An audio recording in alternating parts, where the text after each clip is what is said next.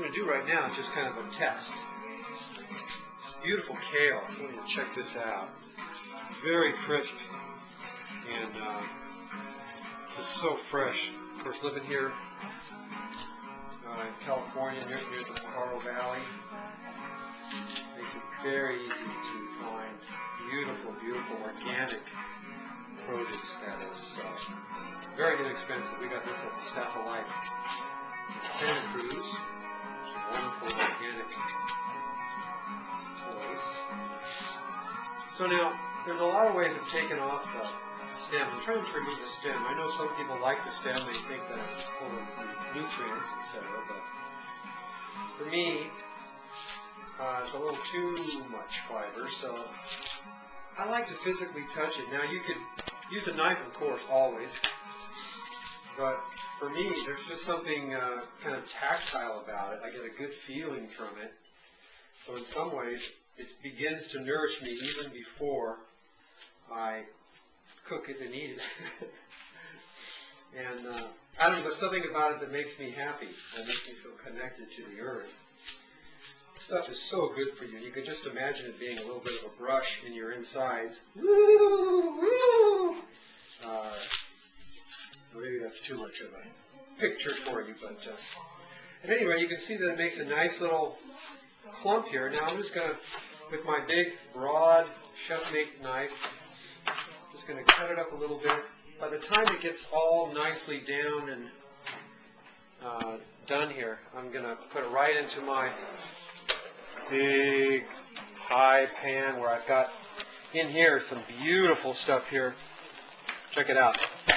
Just have water. I just put in regular water, and then I've got some celery tops. These are golden beets right here, and then this is beautiful, beautiful sweet potatoes, which are very good for you, low on the glycemic index. So they're like a potato, but they don't get metabolized immediately into sugar. So it's very easy on your pancreas to create the insulin that breaks down food into usable stuff for your cells. You see the celery. Here's also rutabaga, which in another program I'll show you a whole one. We'll actually go shopping and everything, and I'll give you some ideas about how we go shopping. And keep in mind, it's not that we're experts in everything. It's more like over time we've kind of found good stuff that works.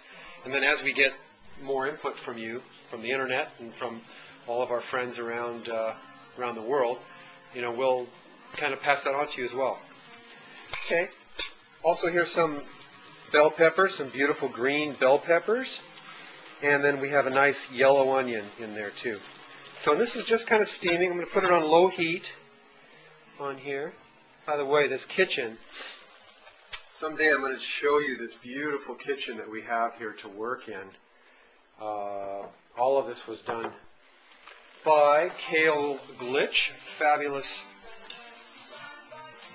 vegan to be. This is what I call everyone who is not yet on the vegan path.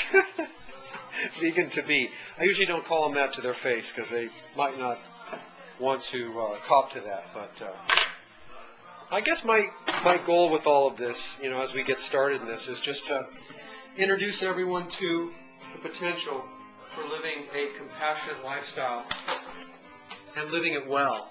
So this is all about a new vegan world of living well. Okay, some of this I'm going to make as a salad for later. I'm going to continue on here. I've got some beet tops. Now, beet tops can be very bitter. So on these I'm going to use a knife. I'm going to cut out the tops. And I'm going to get these in kind of early. One of the things about a vegetable stir fry is you want to time things based on how long you want them to cook. So I'm going to put carrots in very late in the process because Sandy, my significant other, loves them to be crisp.